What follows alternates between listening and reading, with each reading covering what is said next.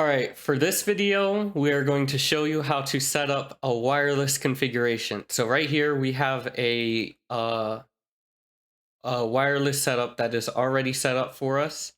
If we go into here, we could see everything is already set up for the computers, right? And we could go into the desktop, go into the browser, right? And input the host, what was it? 192.168.0.1 and enter the username and password for it, and it will bring you up the GUI for the router itself and all of this. Now when you change settings into here, like I'm going to show you right now, we're connected through a DHCP server. So if you were to change settings inside of here and then click save, it will disconnect you from the internet because we were originally connected to the DHCP, and now the DHCP is no longer available. EOC is going to fail, and the PIPA is going to be used. And so what we could do is give ourselves manual IP addresses like this 192.168.0 whatever, and then do the 192.168.0.1 to connect back to the network so that we have a valid IP and we could go back in.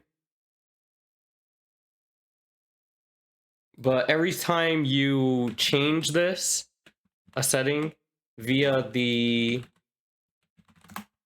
GUI through a browser, you're going to have to reconnect every single time. So example, if I were to change this to 10.0.0.1 and then save the settings, we're going to disconnect again because now our IP address should be 10.0.0 something. Meanwhile, the default gateway should be 10.0.0.1 now. So you could go through it like that and change all of the settings, but I wouldn't recommend it.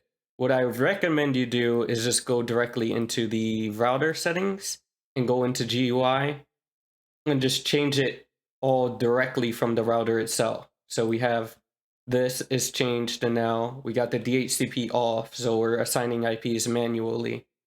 And we could go into, say, administration. We could change the router password to test. We could apply these, save the settings.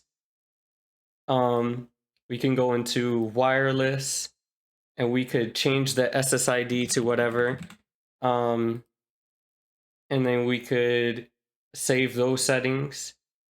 We could go into the wireless security.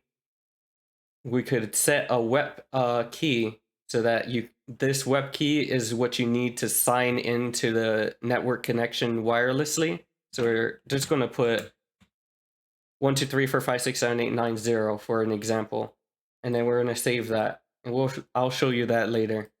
And matter of fact, I could show you that right now. So after that's changed, we could go into our computers, make sure the IP configuration is set. I'm just going to assign myself a 2 afterwards right there, just to keep everything, set properly. And we're going to connect now, and you're going to see it's going to require the web key to sign into the network. So that's our 1 2 3 4 5 6 7 8 9 0, and then you click connect. Now that PC is connected. And now we're going to have to go through every single computer in order to set the static IP. So both 1 and 2 are used. So this one, the next one is going to be 3. Subnet mask 255.255.255.0, and 10.0.0.1 is the default gateway. And then we're going to go through PC wireless, connect. The thing should pop up right here. Whatever, boom. 1 2 3 4 5 6 7 8 9 0, connect, and then that's connected. And then you go to this computer and you do the same thing. IP configuration, set it to static. This one's going to have to be 10.0.0.4. We're going to do 255.255.255.0, and then we're going to go into this 10.0.0.1 as our default gateway again. And then wireless, connect, whatever, connect, and we put in our thing again. And there you go. That's basically how you configure the settings for your router.